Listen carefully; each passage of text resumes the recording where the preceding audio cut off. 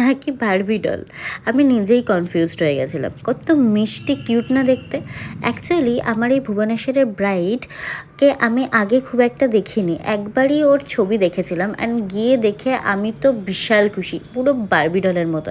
তোমাদের সঙ্গে শেয়ার করেছিলাম যে হলদিতে আমি পৌঁছাতে পারিনি, হলদি সাজানোও আমার ছিল অ্যান্ড ও এই অনুষ্ঠানগুলো করেছিল 29 নভেম্বর আগের দিন, আর এই ছিল ওটা আইবুড়ো ভাতের ওর আর কি লুকস। তো তোমরা জানিও কেমন লাগছে। আইবুড়ো ভাতে সাজিয়ে আমরা চলে গেছিলাম ভেন্যুতে, কজ ওদের ওখানে খুব তাড়াতাড়ি আর কি লাঞ্চটা হয়ে যাচ্ছিলো, একটা দুটোর মধ্যে কমপ্লিট করতে হতো।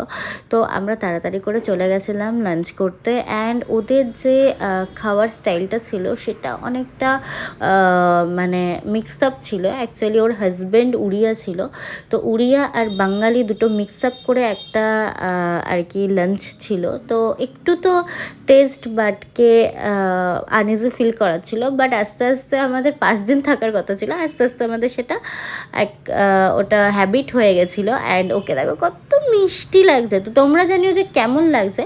নেক্সট ওর মেহেন্দির লুক নিয়ে তোমাদের সঙ্গে আসছি এবং কী কী হয়েছিল সেটাও তোমাদের সঙ্গে শেয়ার করছি।